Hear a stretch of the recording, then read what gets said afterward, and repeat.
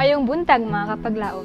Atong hisgutan ni ining adlaw maong atong morning devotional nga naguluhan, mga pagbati dili usa ka sukod. Ug ang atong teksto makita sa Hebrehanon 10 bersikulo 23 nga nag-ingon: Sa walay pag-ukon-ukon, pangusgan ta pagkupot ang paglaom sa atong tinuuhan, kay kasaligan siya nga misaad kanato. Ang relihiyon ni Kristo dili usa ka relihiyon sa emosyon lamang. Dili ka makasalig sa imong mga gibati ingon nga usa ka ebidensya nga makadawat sa Dios kay mausab man ang mga pagbati. Kinahanglan imong ipabarog ang imong mga tiil sa mga saad sa pulong sa Dios ug magtuon sa pagkinabuhi pinaagi sa pagtuo. Sa pagpamalandong sa usa ka tawo sa iyang mga pagbati, anaa siya sa peligro nga baruganan. Kung malipay siya, masaligon kaayo siya, ug malipayon kaayo siya sa iyang mga gibati, moabot ang kausaban. Adunay moabot nga mga kahimtang nga magdala ug masulub-ong mga pagbati.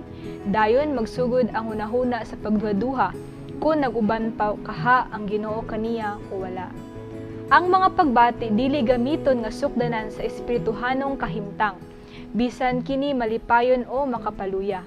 Ang pulong sa Dios may atong ebidensya sa atong tinuod nga baruganan sa iyang atubangan. Daghang naglibog ni ini nga punto. Kung imong isugid ang imong mga sala, tuuhi nga sila gipasaylo, tungod kay positibo man ang saad. Kung isugid ta ang atong mga sala, siya kasaligan ug makatarunganon, nga tungod niya na upasaylo siya sa atong mga sala, ug magahinlo kanato gikan sa tanang pagkadili makatarunganon. Makita sa unang Juan 1 verse 9. Anong dili man nato pasidunggan ang Dios tungod sa atong pagduduha sa iyang gugma sa pagpasaylo?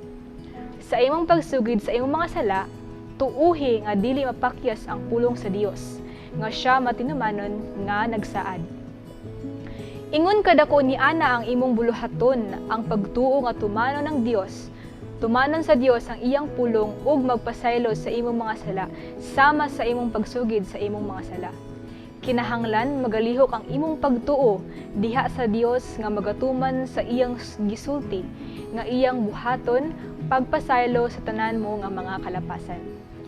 O daw unsa kadaghan ang mulakaw nga magbangutan, magpakasala ug maghinulsol apan sa kanunay ubos sa panganod sa pagkahinukman, dili sila motuo sa pulong sa Ginoo. Dili sila motuo nga iyang buhaton ang iyang gisulti. Imong gipasakitan ang kasing-kasing ni Kristo pinaagi sa pagduha-duha. Nga unta gihatagan man kita niya ni ana og mga ebidensya sa iyang gugma sa paghatag sa iyang kinabuhi, sa pagluwas kanato aron dili kita mawala kundi makabaton sa kinabuhi nga dayon. Kinahanglan kita mosalig.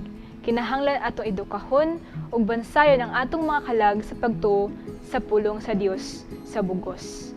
Mag-ampo kita mga paglaom. Dalaygon nga Dios nga nasa katasan sa langit Ginoo, daghang salamat sa mga panalangin nga gihatag nimo kanamo, sa pagpukaw kanamo Ginoo niining buntaga, nakahimo kami sa paminaw sa pulong dinhi sa Good Morning Kapaglaom. Lord, thank you kaayo sa pulong nga among nakaplagan ko may tungod sa feelings are not the test. Ginoo, salamat kayo sa pag-remind ka namo Ginoo nga ang among pagtuo dili magbase tungod sa amo ang emotions. Kung malipay man kami or masubo, kailangan gyapon Ginoo nga mahimo kami nga matinud-anon ug matinumanon diha kanimo.